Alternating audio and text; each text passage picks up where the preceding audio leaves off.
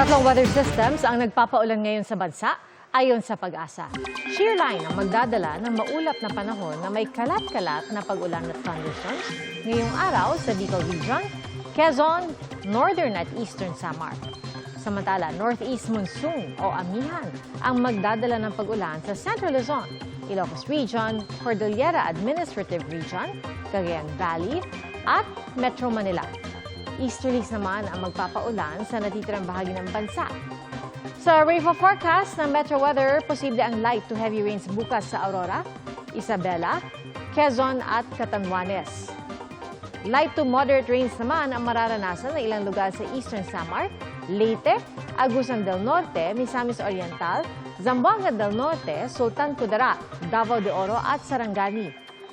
Posible ring ulanin ang Metro Manila bukas. 5 species ng pitcher plant ang dokumentado ng DNR Region 12 sa Mount Sinaca sa Arakan, Cotabato. Namataan ito sa gitna ng 3 araw na foot patrolling ng mga kawani ng Senro Matalam at DNR 12 noong Pebrero. Na-document ang Nepenthes species ng pitcher plant sa loob ng 135 ektaryang tropical forest area. Kabilang ito sa 60 species ng pitcher plant sa lugar. Ibig sabihin po niyan, malusog umano ang biodiversity roon na malaking tulong sa ecosystem nito. Ang pitcher plant isang klase ng halamang malapitsyel na ang diet, mga insekto na kanilang tinatrack. Ito nagbibigay ng nutrisyon sa lupa. Ayon sa DNR, itinuturing na endangered at vulnerable ang naturang species kaya may nilang tututukan ang proteksyon rito. Nagkasagutan si US President Donald Trump at Ukrainian President Volodymyr Zelensky sa isang pulong. You're right now not in a very good position. You've allowed yourself to be in a very bad position, and he happens to be right about it. From the very beginning of the war, You're not in a good position. You don't have the cards right now. With us, you start having cards. Right now, you don't. You're playing cards. Sa gitna yan ng kanilang pag-uusap sa White House, kaugnay sa sigalot sa pagitan ng Ukraine at Russia.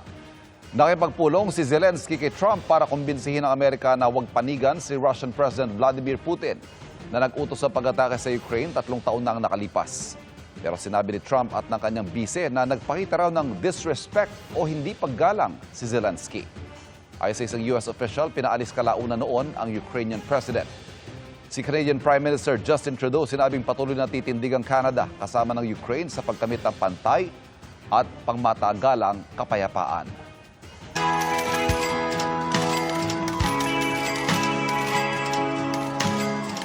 Literal na bittersweet ang recipe ng isang dating OFW sa Camarines Norte dahil ang side dish na atsara, hinaluan niya na ampalaya.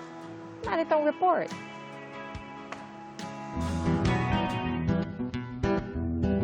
Ang tamis-asim na atsara, perfect combo. Kasama ng mga pinilitong pagkain. At sarap! Pero paano kung ang atsara gawa sa ampalaya? Yan ang bittersweet recipe ng misis at dating OFW sa Saudi na si Salve ng San Vicente, Camarines Norte. Inspired daw ito sa kinilaw na ampalaya ng mga Arab. Nakailang trial pa si Mami Salve para makuha ang tamang timpla at mapatay ang pait ng ampalaya.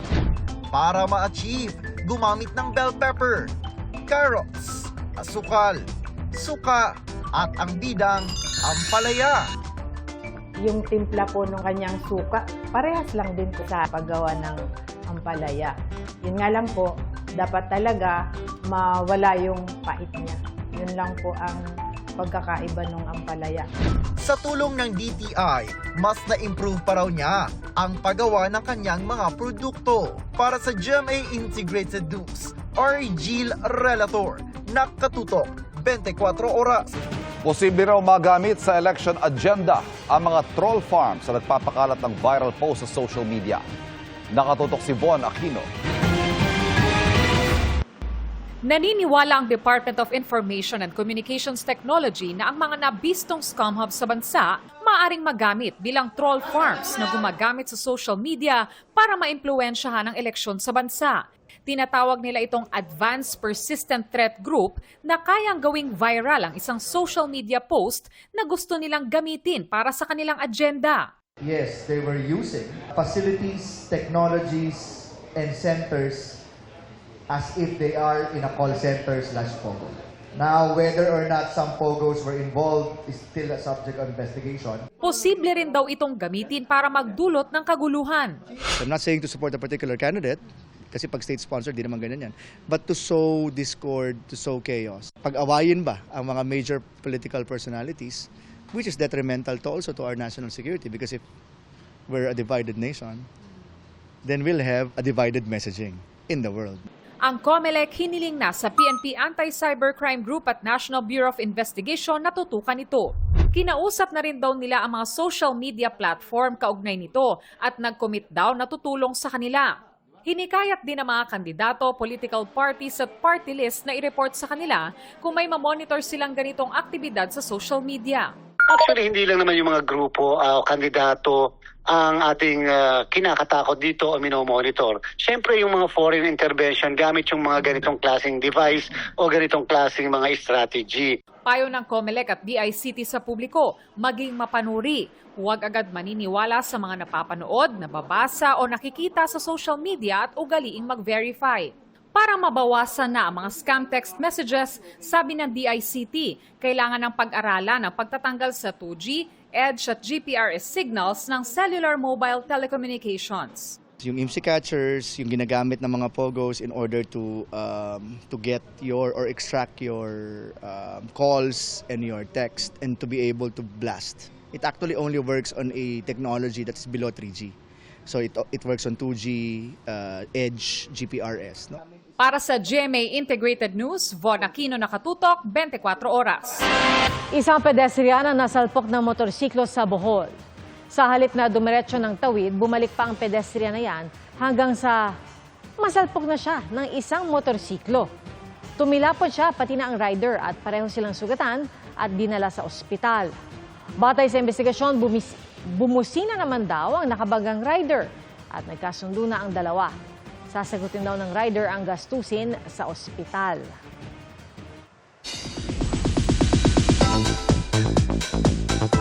Sa mga fan ng online sensation na si Mami Grace Tan Felix, okay na okay para sa inyo ang chikang ito. Teka muna, bakit nga ba ang dami niya laging niluluto? Let's watch this.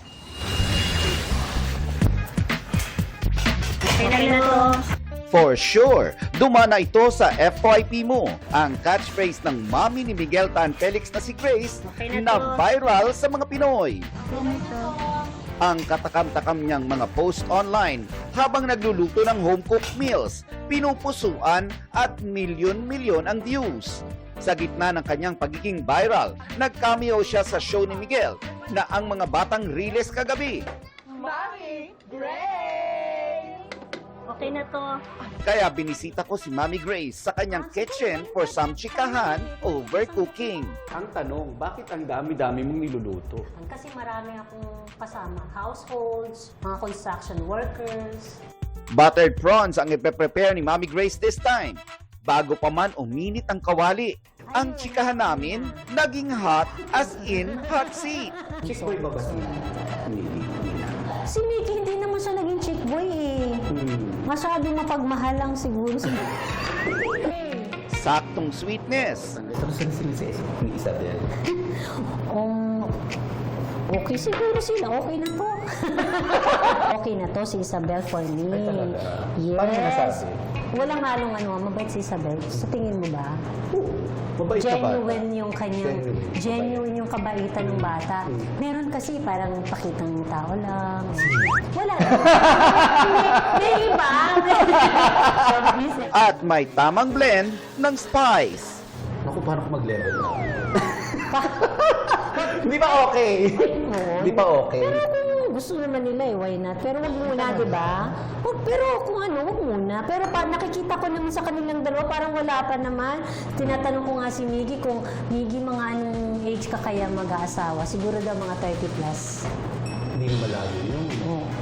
Wala akong magagawa. Alam nga naman gawin 40 plus. Ganyan ka rin ba At eto na, ipinakita na sa akin ni Mami Grace what she does best. Dapat ikaw ang mag-isa ng garlic. Garlic. Tinunaw muna natin yung Yung butter. Huwag mo susunugin yung butter. Lagyan nga natin konti, baka masunog yung butter. Oo, lalagyan natin ng konting mantika. Oo, para lang hindi masunog yung butter. Saan ka pala natutong magluto? Kay kay Mr. YouTube. Si Sir Nelson lang kakain yan. Daming ito ha. Ang pampasarap ng luto ni Mami Grace. Oyster sauce, sugar, at lemon juice. Ang importante sa shrimp, hindi siya ma-overcook. Tapos malakas na apoy. Ang dagdag ng salt. Tansya-tansya lang. Ganyan ka rin ba magluto? At konting halo lang. Wait, Mami. Ako na.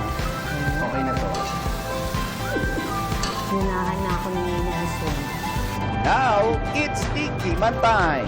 Ano yung most requested na dish? Most requested. Yung aking sinaing na tulingan.